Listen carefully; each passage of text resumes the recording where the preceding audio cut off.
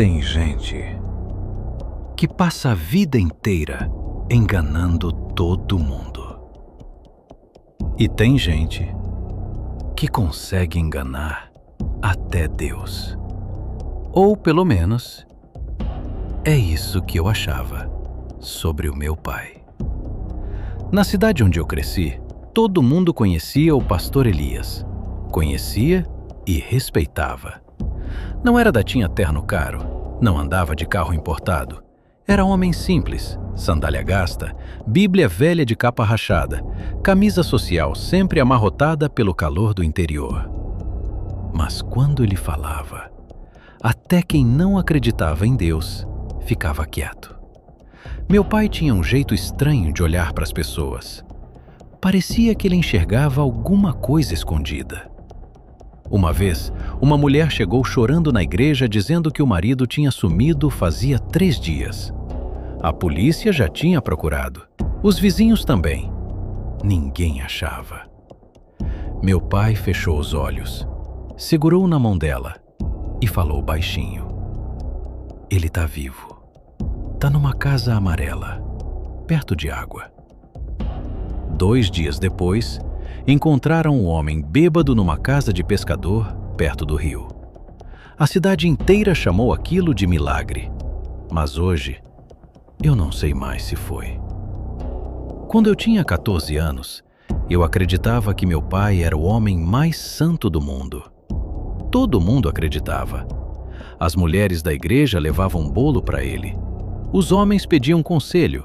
Casais quase separados iam lá pedir oração. E, estranhamente, muitos realmente melhoravam depois. Tinha gente que dizia: "Esse homem tem algo de Deus." Mas tinha uma coisa, uma única coisa, que nunca fez sentido para mim. Meu pai desaparecia toda madrugada, sem exceção, todo santo dia. 0h30. Era quase um relógio. Eu ouvia a porta da cozinha abrindo, os passos lentos, depois o barulho do portão e silêncio. Ele só voltava perto das 3 da manhã, às vezes 4, como se nada tivesse acontecido. No café, agia normal, orava, lia versículo, falava de Jesus, como se tivesse dormido a noite inteira. No começo, achei que fosse coisa da minha cabeça. Talvez ele estivesse visitando alguém da igreja, ajudando alguém escondido, fazendo trabalho pastoral. Até porque, quem iria desconfiar do pastor Elias? Mas minha mãe desconfiava. Mesmo sem falar, eu percebia. Ela nunca perguntava onde ele ia, nunca brigava, nunca confrontava. Só fazia uma coisa estranha. Toda vez que ele saía, ela ia para a cozinha, sentava na mesa e ficava olhando para a porta, em silêncio, como se estivesse esperando notícia ruim. Uma noite, criei coragem e perguntei: "Mainha, para onde painho vai?" Ela ficou quieta. Tempo demais. Depois respondeu: "Tem coisa nessa vida, menino, que é melhor a gente não saber." Aquilo ficou na minha cabeça, porque minha mãe não era mulher de falar daquele jeito. Ela era firme, daquelas que resolviam tudo. Mas naquela resposta, tinha medo. E eu percebi, pela primeira vez, minha mãe tinha medo do meu pai. As coisas começaram a ficar estranhas pouco depois. Primeiro foi o irmão Cláudio, um diácono da igreja. Ele e meu pai brigaram feio numa reunião. Nada demais. Discussão besta sobre dinheiro da reforma do templo. Cláudio acusou meu pai de esconder algumas contas. Falou na frente de todo mundo: "Homem de Deus não tem segredo." Meu pai não respondeu, só olhou para ele. Um olhar tão frio que até hoje eu lembro. Depois sorriu mesmo e disse: Deus pesa cada palavra que sai da nossa boca, irmão. 3 dias depois, o irmão Cláudio sofreu um acidente de moto. Quebrou as 2 pernas. Ficou meses sem andar. A cidade chamou de fatalidade. Meu pai disse no culto: Não devemos desafiar os planos do Senhor. Depois veio Dona Miriam. Ela espalhou boato dizendo que pastor Elias fazia orações estranhas, que tinha alguma coisa errada nele. Uma semana depois, o filho dela desapareceu por quase 2 dias. Foi encontrado no mato, desorientado, sem lembrar de nada. Ela nunca mais falou do meu pai. Nunca. Eu comecei a perceber um padrão. Quem enfrentava meu pai sempre acabava se dando mal. Sempre. E eu queria acreditar que era coincidência. Juro que queria. Mas aí aconteceu uma coisa que eu nunca consegui esquecer. Numa madrugada de quinta-feira, acordei com sede. Fui até a cozinha e vi meu pai saindo. Normal, como sempre. Só que naquela noite, ele estava carregando uma sacola preta, pesada. Parecia cheia de alguma coisa. Antes de sair, ele olhou para os lados, como se tivesse medo de estar sendo visto. E pela primeira vez, uma sensação ruim, daquelas que apertam o peito. Então eu tomei uma decisão idiota, a pior da minha vida. Esperei 5 minutos, peguei minha bicicleta e fui atrás dele. Eu devia ter voltado para casa. Sério, devia mesmo. Hoje, olhando para trás, acho que minha vida teria sido completamente diferente se eu tivesse ignorado aquela curiosidade. Mas eu tinha 14 anos. E filho acha que conhece o pai, mesmo quando não conhece nada. Fui pedalando devagar, bem longe para ele não me ver. A rua da igreja estava vazia. Cidade pequena dorme cedo. Só cachorro latindo longe, poste piscando, vento batendo nas folhas. Meu pai caminhava sem pressa, a sacola preta balançando na mão. Nem olhava para trás, como se tivesse certeza de que ninguém teria coragem de seguir ele. Achei que ele fosse para a igreja, ou visitar alguém doente, talvez uma vigília. Mas não.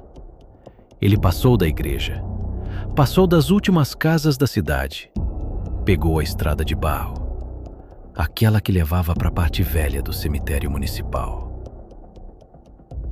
Naquele momento, meu estômago gelou, porque ninguém ia para aquele lado depois da meia-noite. Ninguém. Nem bêbado, nem ladrão. O povo dizia que ali tinha coisa ruim, coisa que andava, coisa que chamava pelo nome. Meu pai continuou andando, sem hesitar, como quem já tinha feito aquele caminho 1000 vezes. Escondi a bicicleta atrás de um matagal e fui a pé, tentando fazer o menor barulho possível. Meu coração batia tão forte que eu tinha medo dele ouvir. A entrada do cemitério estava aberta, o cadeado pendurado, mas destrancado. Aquilo já era estranho, muito estranho, porque o coveiro fechava tudo às 6 da tarde, sempre. Meu pai entrou. Eu fiquei alguns segundos parado, pensando se voltava. Juro. Mas aí ouvi uma coisa, uma voz, baixa, como se ele estivesse conversando com alguém. Só que não tinha ninguém ali. Conseguia ver. Entrei, devagar, pisando entre os túmulos, tentando me esconder. até enxergar ele. E quando vi, me arrependi na hora. Meu pai estava ajoelhado, no meio da parte mais velha do cemitério, aquela dos túmulos rachados, cobertos de mato. Na frente dele, tinham velas acesas, pretas, umas 6 ou 7. E no chão, fotos. Muitas fotos. Fotos de pessoas da igreja. Eu reconheci algumas. Dona Miriam, irmão Cláudio, o diácono da moto, uma mulher do coral, até um rapaz da mocidade. Todas espalhadas no chão, como peças de jogo. Meu pai abriu a sacola e tirou coisas lá de dentro. Terra, pedaços de pano, velas vermelhas e uma caixa pequena de madeira, muito velha. Ele começou a falar baixo. Não parecia oração. Não parecia nada da igreja. Uma língua estranha. Palavras arrastadas, como se estivesse repetindo algo decorado. Aí ele pegou a foto do irmão Cláudio, acendeu uma vela em cima e falou uma frase que até hoje eu lembro exatamente. Quem desafia a mão que protege, aprende pela dor. Na mesma hora, o vento ficou forte, do nada, muito forte. As velas balançaram e eu senti um cheiro horrível, tipo coisa podre, animal morto. Meu corpo inteiro arrepiou. Eu queria correr, mas não conseguia me mexer. Então aconteceu. Meu pai parou de falar. Ficou imóvel, completamente imóvel. Devagar, ele virou a cabeça na minha direção. Eu estava escondido atrás de um túmulo. Ele não tinha como me ver. Não tinha. Mas olhou exatamente para onde eu estava. E sorriu. Não era sorriso de pai. Não era sorriso normal. Era um sorriso frio, errado. Como se ele já soubesse que eu estava ali o tempo inteiro. E então ele falou, sem levantar a voz, como se estivesse do meu lado. Pode sair daí, menino. Meu sangue gelou, porque eu tinha certeza absoluta de que ele não podia ter me visto. Naquele instante, eu parei de respirar. Sério, meu corpo simplesmente travou, porque não fazia sentido. Não tinha como ele ter me visto. Eu estava escondido, no escuro, atrás de um túmulo rachado. Mas ele sabia. Sabia exatamente onde eu estava. Meu pai continuou olhando, sem piscar, com aquele sorriso estranho no rosto, e repetiu: "Sai daí, filho. Tá frio para ficar escondido." A palavra filho, dita daquele jeito, me deu mais medo do que qualquer outra coisa naquela noite, porque não parecia meu pai falando. Parecia outra coisa usando a voz dele. Saí devagar, as pernas tremendo, sem coragem nem de olhar direito para o chão. Meu pai estava ajoelhado ainda, as velas acesas, as fotos espalhadas, o cheiro ruim ficando mais forte. Quando cheguei perto, vi uma coisa que não tinha percebido antes. As fotos estavam riscadas. Algumas tinham nomes escritos atrás, palavras estranhas, tipo silenciar, afastar, quebrar orgulho. Na foto do irmão Cláudio tinha escrito: aprendeu. Meu estômago virou. Meu pai me olhou por uns segundos, depois apontou para o chão, como se nada estivesse acontecendo, como se fosse a coisa mais normal do mundo. Senta. Eu não sentei, nem consegui responder. Ele suspirou, pegou uma garrafa d'água da sacola, deu um gole e falou: "Tua mãe sempre disse que um dia tu ia descobrir." Aquilo me confundiu, porque parecia conversa normal, parecia meu pai de sempre, mas ao mesmo tempo, não parecia. Eu perguntei a primeira coisa que veio na cabeça: "Que negócio é esse?" Ele ficou em silêncio.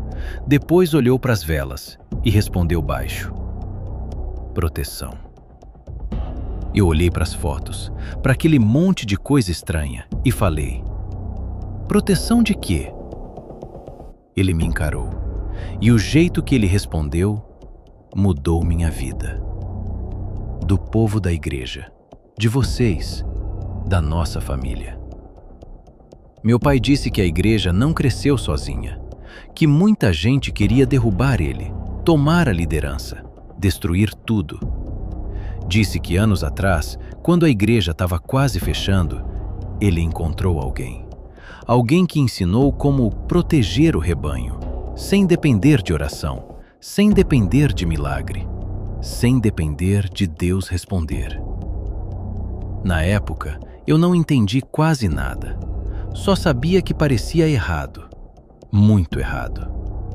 Perguntei: "Isso aí é coisa do demônio?" Ele riu, uma risada baixa, cansada, e respondeu: "Menino, o mundo não é tão simples assim." Depois apontou para as fotos. "Tu acha que irmão Cláudio sofreu acidente por acaso?" Meu coração afundou. Ele continuou: "Ou aquela mulher que vivia espalhando mentira. Dona Miriam." Eu lembrei na hora. Meu corpo gelou inteiro, porque ele falava daquilo como quem comenta a previsão do tempo, sem culpa, sem peso, como se estivesse falando de uma tarefa. Eu dei um passo para trás e, pela primeira vez na vida, tive medo real do meu pai. Acho que ele percebeu, porque abaixou a cabeça e falou algo que me marcou até hoje. "Tu só tá vivo, estudando, com comida em casa, porque alguém fez o que precisava ser feito." Depois disso, ele apagou as velas, guardou tudo na sacola, como se fosse rotina. Antes de sair, olhou para mim e falou: "O que tu viu aqui, fica aqui."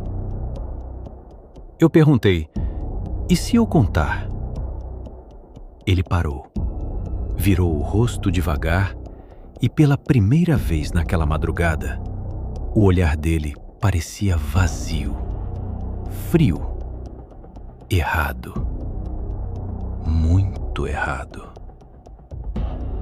Então ele disse uma frase que me fez passar semanas sem dormir: "A última pessoa que tentou me destruir, hoje nem lembra mais do próprio nome." Voltamos para casa sem trocar palavra. Ele na frente, eu atrás, em silêncio. Quando chegamos, minha mãe estava acordada, sentada na cozinha, como sempre. Só que dessa vez, ela olhou para mim e soube na hora. Ela nem perguntou nada, só fechou os olhos, como quem já esperava aquilo havia anos. Depois disse baixinho: "Agora acabou."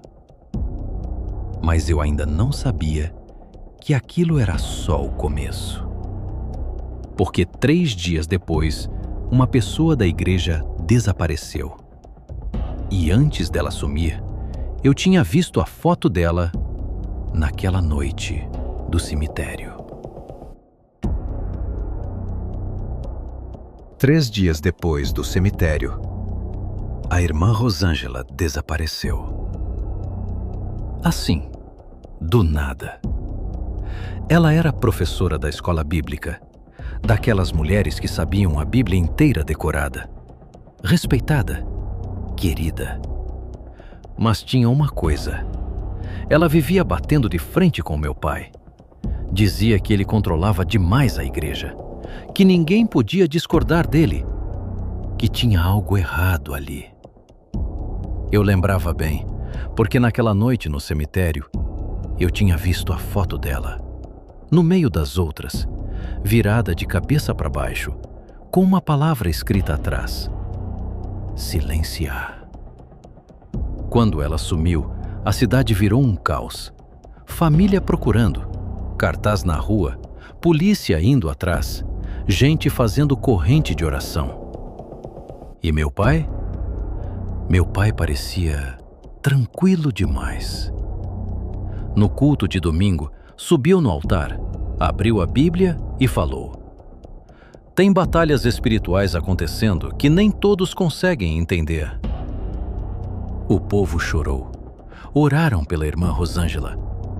E eu fiquei olhando para ele, sem conseguir mais enxergar meu pai ali. Naquela noite, confrontei minha mãe. Perguntei tudo. Se ela sabia, há quanto tempo, porque nunca fez nada. Ela ficou parada lavando o prato, sem olhar para mim, e respondeu: desde antes de você nascer. Meu chão sumiu. Como assim? Ela respirou fundo, demorou para falar, como se estivesse arrancando as palavras da garganta. Teu pai não era assim. Ela contou que anos antes a igreja estava falindo.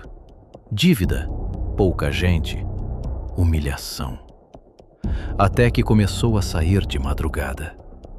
No começo, voltava diferente, animado, confiante. Depois, as coisas começaram a melhorar rápido demais. Dinheiro aparecia, doações surgiam, problemas desapareciam. Pessoas influentes começaram a ajudar a igreja. E quem atrapalhava, sumia do caminho. Tu nunca perguntou nada? Perguntei. Ela ficou quieta. Depois respondeu: perguntei uma vez. Só uma. E nunca mais. Porque naquela mesma semana, ela acordou sem conseguir mover o braço esquerdo. Médico nenhum descobriu o motivo. Ficou assim 3 dias. No 4º dia, teu pai sentou na beira da cama, olhou para ela e disse: tem porta que é melhor deixar fechada. Na manhã seguinte, o braço voltou ao normal. Meu sangue gelou, porque eu percebi uma coisa horrível. Minha mãe tinha medo dele. Medo real. Anos de medo. Silencioso, escondido. Ela segurou meu braço forte e falou quase sussurrando: promete para mim que tu vai esquecer o que viu. Mas eu não consegui, porque tinha uma pergunta martelando minha cabeça. O que tinha acontecido com a irmã Rosângela? 2 dias depois, eu descobri algo pior. Tava arrumando umas caixas velhas no depósito da igreja. Meu pai tinha saído. Achei que estava sozinho. Até encontrar uma porta, pequena, nos fundos, sempre trancada. Mas naquele dia, ela estava entreaberta. Não sei até hoje por que entrei. Talvez curiosidade, talvez burrice, talvez alguma coisa maior me puxando. Desci uma escada estreita, escura, cheiro de vela queimada, mofo, terra molhada. Quando acendi a luz, minhas pernas quase falharam. A sala estava cheia de coisas. Fotos, velas, nomes escritos nas paredes, objetos pessoais, relógios, correntes, fios de cabelo presos em envelopes e cadernos. Muitos cadernos, organizados por ano, como um arquivo, como se alguém tivesse catalogado vidas inteiras. Peguei um. Abri. Nome por nome. Data por data. Pessoas da cidade. Pedidos. Anotações. Consequências. Uma página dizia: fez denúncia. Resolveu. Outra: marido voltou. Pagamento recebido. Outra: falou demais. Adoecimento. Meu estômago embrulhou, porque aquilo não parecia superstição. Parecia sistema, organizado, frio, antigo. Até que encontrei uma página recente. E ali tinha uma foto da irmã Rosângela, com uma frase escrita em vermelho. Ela viu demais. Na linha de baixo, uma data. O dia seguinte ao desaparecimento. E uma palavra só: transferida. Naquele momento, ouvi um barulho atrás de mim. Lento, pesado. Passos na escada. Na hora, meu corpo inteiro travou. Os passos vinham devagar, sem pressa, como se a pessoa lá em cima já soubesse exatamente o que ia encontrar. Tentei fechar o caderno. Minhas mãos tremiam tanto que quase derrubei tudo. Os passos ficaram mais próximos, madeira rangendo, degrau por degrau. Até que uma sombra apareceu na parede, alta, imóvel. Meu pai, Pastor Elias, parado no topo da escada, me olhando, sem surpresa, sem raiva, sem susto, como se aquilo já estivesse planejado, como se ele soubesse que uma hora eu acabaria ali. Ele olhou para os cadernos espalhados, depois para mim, e perguntou calmamente: achou o que estava procurando? Eu não consegui responder. A garganta seca, o coração disparado. Só consegui levantar o caderno da irmã Rosângela e perguntar: cadê ela? Meu pai suspirou. Desceu os últimos degraus, lento, como quem finalmente cansou de esconder alguma coisa. Depois falou: viva. Aquilo me confundiu. Mentira. Ele balançou a cabeça. Tu acha que eu mato gente? Olhou ao redor da sala. Matar é bagunça. Chama a polícia, faz barulho. Segundo ele, irmã Rosângela tinha sido mandada embora da cidade, convencida a desaparecer, a nunca mais voltar, a esquecer certas perguntas. Eu queria acreditar, mas tinha coisa demais ali, coisa pesada demais. Então perguntei: que lugar é esse? Meu pai demorou para responder. Depois falou baixo: a parte da igreja que ninguém pode ver. Ele apontou para os cadernos e começou a contar uma história que eu nunca imaginei ouvir. Disse que muitos anos antes a igreja estava morrendo, sem dinheiro, sem membro, sem esperança.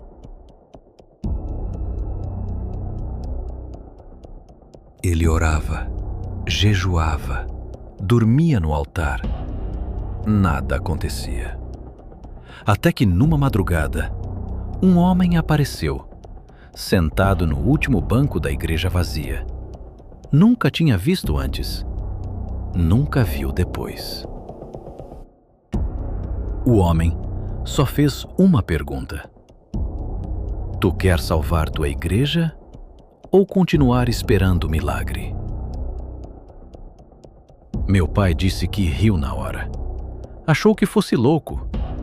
Mas o homem começou a falar coisas que ninguém podia saber.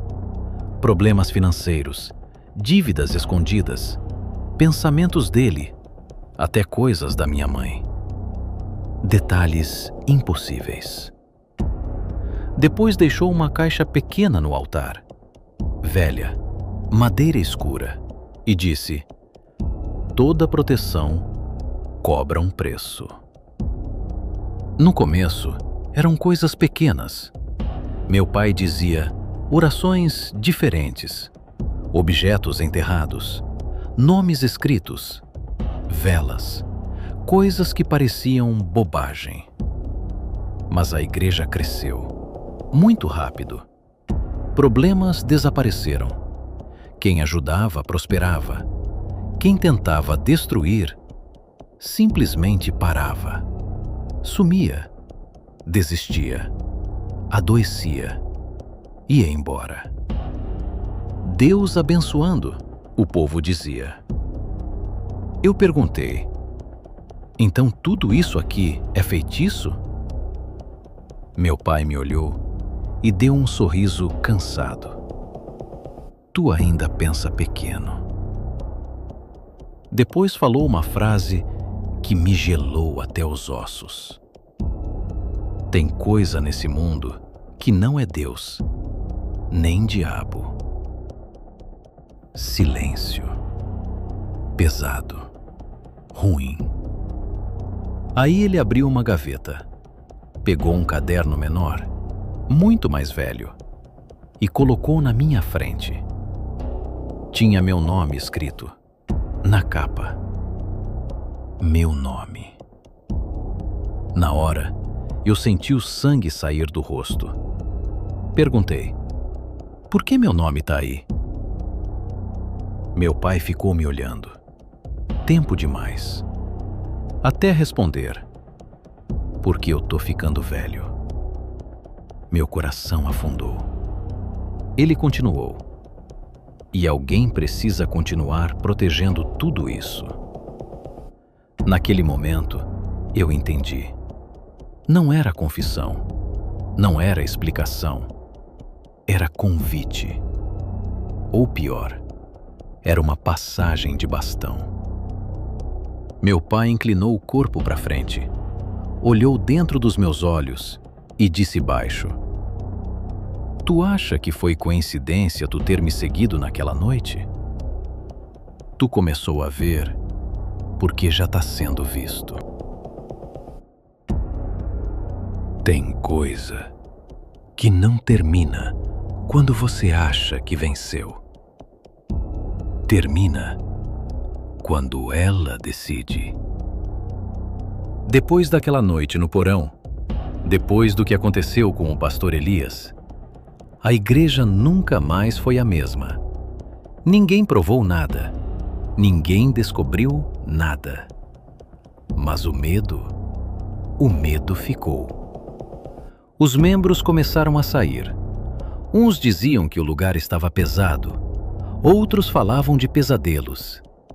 Gente acordando às 3 da manhã, ouvindo batidas na porta, vendo vulto perto do púlpito. Mas ninguém falava alto, porque falar era pior. E Samuel? Samuel parecia melhor do que nunca. Pregava mais forte, jejuava mais, chorava no altar, abraçava as pessoas, orava pelos enfermos. A cidade inteira dizia a mesma coisa. Esse homem é usado por Deus. Mas de madrugada, ele continuava desaparecendo. Toda meia-noite, sem falhar. Até que em 2021, uma coisa mudou. A voz apareceu diferente, mais pesada, mais próxima, como se estivesse dentro do quarto. Ela disse: você cresceu demais. Samuel gelou, porque pela primeira vez ela não parecia satisfeita. parecia com fome. Tá na hora do pagamento maior. Ele perguntou o que era. A resposta veio rápida. Uma alma que você ama. Samuel pensou na esposa, pensou nos filhos, pensou na mãe já idosa. Pela primeira vez em anos, ele tentou dizer não. E naquela mesma semana, o filho mais novo dele desapareceu. Sumiu por 18 horas. Sem pista, sem celular, sem câmera. Nada. Quando apareceu, estava no acostamento de uma estrada, descalço, olhando para o nada. Absolutamente nada. Só repetia uma frase. Ele mandou o papai obedecer. Samuel entendeu. Não era um pedido. Era uma cobrança. Naquela madrugada, ele entrou no porão, chorando como não chorava há décadas. Tentou negociar, implorou, disse que fazia qualquer outra coisa. A resposta veio no escuro. Você já me pertence.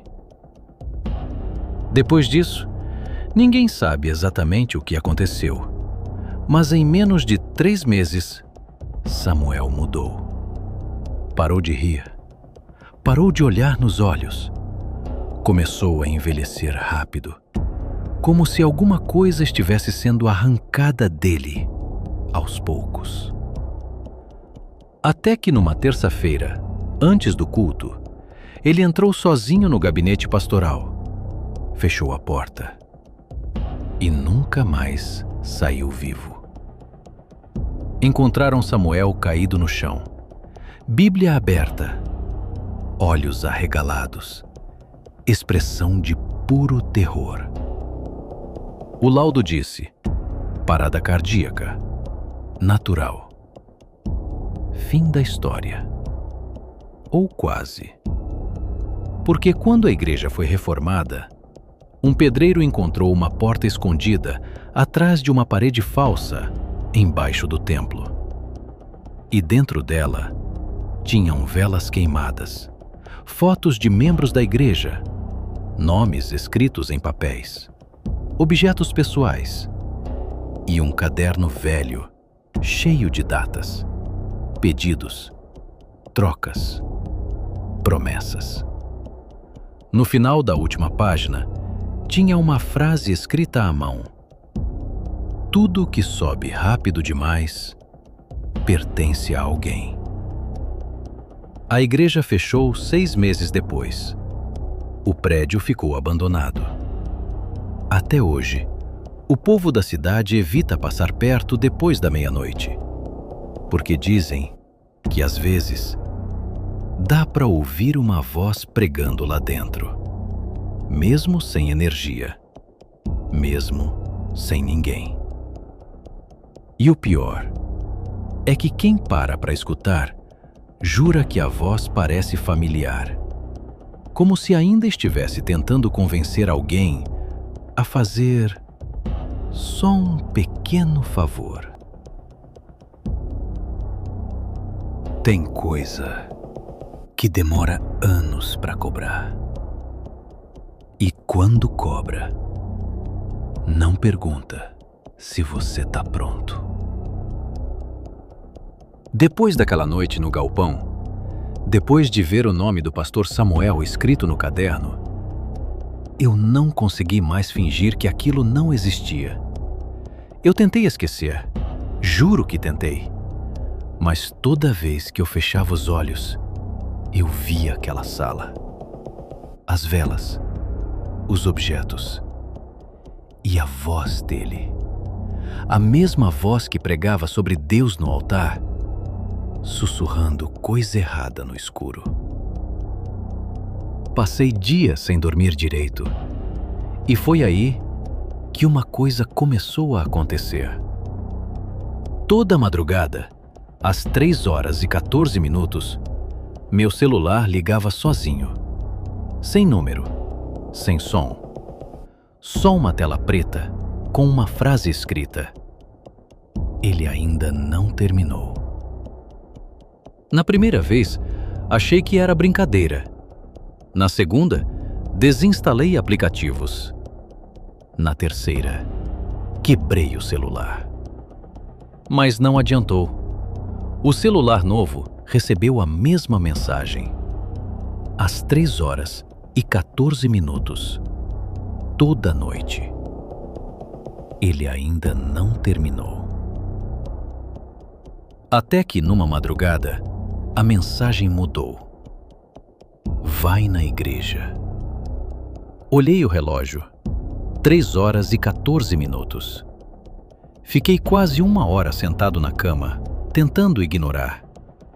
Mas tinha uma coisa me puxando. Uma sensação ruim, pesada. Como se alguma coisa estivesse esperando. Peguei o carro e fui. A igreja estava fechada, escura, mas a porta lateral estava aberta. Eu entrei e ouvi barulho vindo do altar. Passos. Uma voz baixa. Quando cheguei perto, congelei. O pastor Samuel estava ajoelhado, sozinho, falando com alguém que não estava ali. Ou pelo menos, não dava para ver. Ele chorava, desesperado, repetindo: eu fiz tudo o que você pediu. Já dei dinheiro, já dei gente, já dei minha vida. Chega. E então, uma voz respondeu, mas não vinha dele, nem de lugar nenhum. Era como se estivesse dentro da igreja inteira. Grossa, calma, fria. Ainda falta uma coisa. Samuel começou a tremer. Não, qualquer coisa, menos isso. A voz respondeu: seu filho. Meu sangue gelou, porque eu lembrava. O filho dele, um menino de 12 anos, quieto, educado, sempre no primeiro banco da igreja. Chamava o pai de herói. Samuel caiu no chão, chorando, implorando. E pela primeira vez, eu vi medo de verdade naquele homem. Não medo de polícia, não medo de escândalo.